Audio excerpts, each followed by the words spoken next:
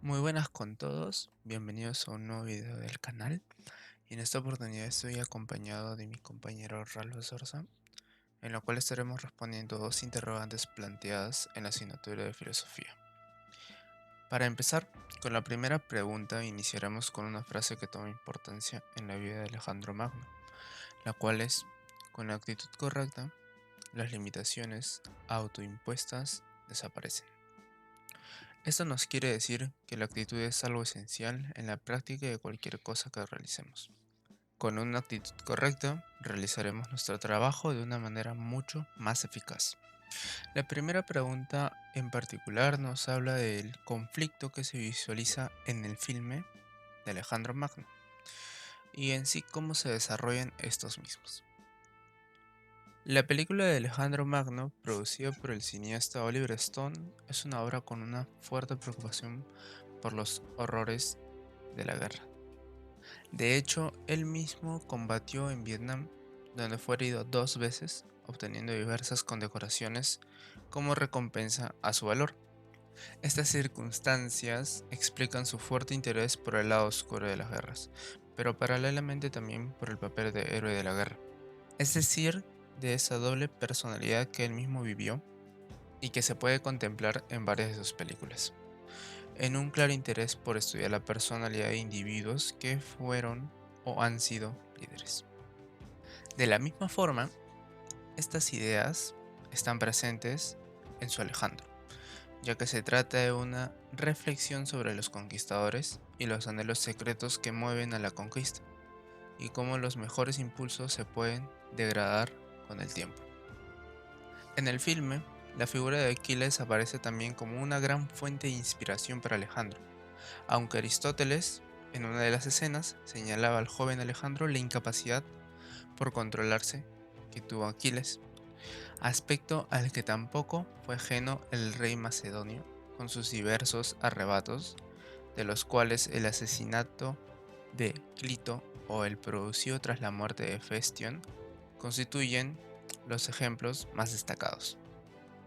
Tanto en Babilonia como en la persecución de Darío, o incluso en la elección de Roxana como esposa, el Alejandro de Stone pretende aproximar al espectador a un hombre cuyo sueño se va desvirtuando al tiempo que va por Oriente, como queriendo recordar las palabras que al inicio había declarado Aristóteles, los cuales decía: Oriente acostumbra a tragarse a los hombres y a sus sueños. Alejandro se convierte en un vagabundo errante, al que sus hombres cada vez entienden menos y temen más. Cuanto más al oriente se encuentra, mayor parece la distancia entre Alejandro y sus macedonios. Se suceden las ejecuciones al tiempo que aumenta la megalomanía del joven rey, que tiene su clímax en el asesinato de Clito, claramente asociado a los intereses de Filipo, y al complejo epídico de un Alejandro que no acepta la crítica e intenta imponer el culto a su divinidad mediante la prosquinesis. La muerte de Alejandro, sobrevenida en Babilonia, aparece como una especie de consecuencia del impacto producido por la pérdida de su querido Hefestión, lo que provoca a Alejandro un primer momento de ira descontrolada en el que intenta asesinar a Roxana, a la que cree responsable, en una posible referencia al mito de la hasta el momento olvidada Medea. Pero Roxana está embarazada y Alejandro, en una reminiscencia del bárbaro salvajismo del comportamiento de su padre con su madre, posible fuente de explicación al trauma psicológico que parece envolver al conquistador, vuelve a ser dueño de sí, para poder después morir quizás de pena, con su rosbud personal, al dejar caer el anillo que Festión le había regalado. Y ahora daremos pase a la filosofía helenística, la cual va dirigida a la segunda pregunta planteada en la clase de filosofía.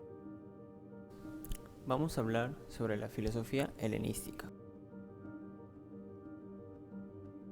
Aristóteles y el bien.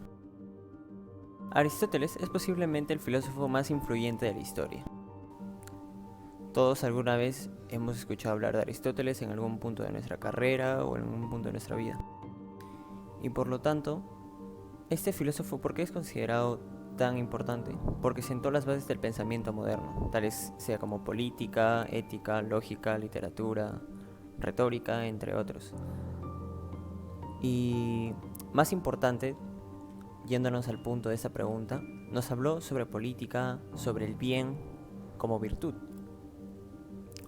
Pues Aristóteles vivió en la época de Alejandro Magno. Fue considerado su maestro, mas no logró influir del todo a Alejandro Magno para convertirse en un rey filósofo como él quería, o como sus maestros Platón quería.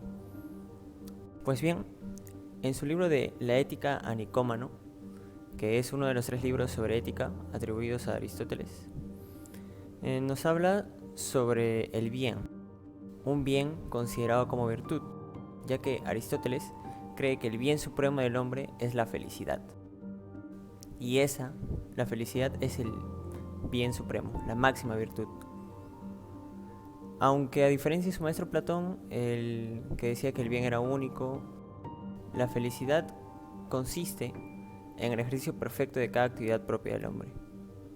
Es decir, hay muchos tipos de bienes, unidos a cada uno de ellos una virtud distinta. Y es necesario partir de nuestra cosmovisión propia, nuestra experiencia propia y de los hechos para alcanzar el máximo grado de perfección y virtud en cualquier actividad. De este modo, tanto como reyes, tanto como plebeyos podrían alcanzar la máxima virtud.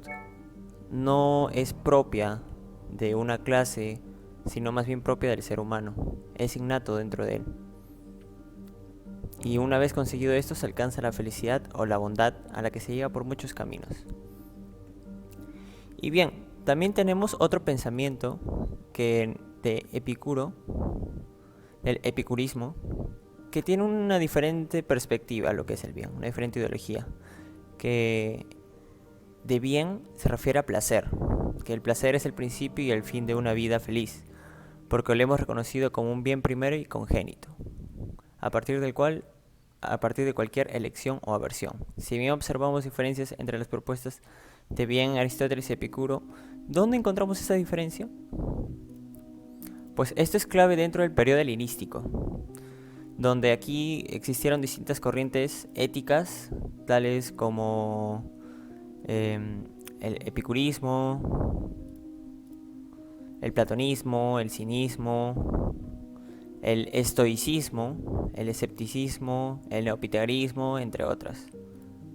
Pues bien, estas mostraron sus diferencias con respecto al tema del bien. Por ejemplo, en el estoicismo el bien representa la virtud más alta y se consigue viviendo de acuerdo con la naturaleza, a la que le consideran el todo ordenado y racional. Y para alcanzar el bien o la virtud han de evitarse por completo las pasiones, dolor, temor, placer, el deseo carnal, mediante el autodominio y la ataraxia, o imperturbabilidad del ánimo. Y bien, pues algo muy distinto piensan otras escuelas de la época, como el epicurismo. El sabio cree que es mejor guardar la sensatez y ser desafortunado que tener fortuna con insensatez. Lo preferible, ciertamente, en nuestras acciones es que el buen juicio prevalezca con ayuda de la suerte. ¿Por qué es tan diferente la postura de Epicuro con respecto a Aristóteles? Aquí hay un debate de 2 ideas, que una que nos dice que el bien es algo natural a todos los humanos, y otra en cambio que nos dice que es un concepto cultural que se transmite mediante una educación en valores, esta última del epicurismo, ya que defiende una doctrina basada en la búsqueda de la felicidad, para la cual el individuo debería llevar una existencia dirigida a la prudencia, a la sobriedad y a la responsabilidad de sus actos, ya que el fin de su vida misma es procurar el placer y evadir el dolor, siempre de una manera racional para evitar los excesos, pues estos provocan un sufrimiento posterior. O sea, nos dice que tenemos que discernir qué nos hace bien, qué es tener valores, discernir entre lo bueno y lo malo, qué son esos excesos que nos van a llevar por el camino del dolor, que tenemos que evitar a toda costa. Pero ante todo somos libres de poder escoger esa vida. Solo los sabios van a poder realmente alcanzar esa felicidad, realmente alcanzar ese placer.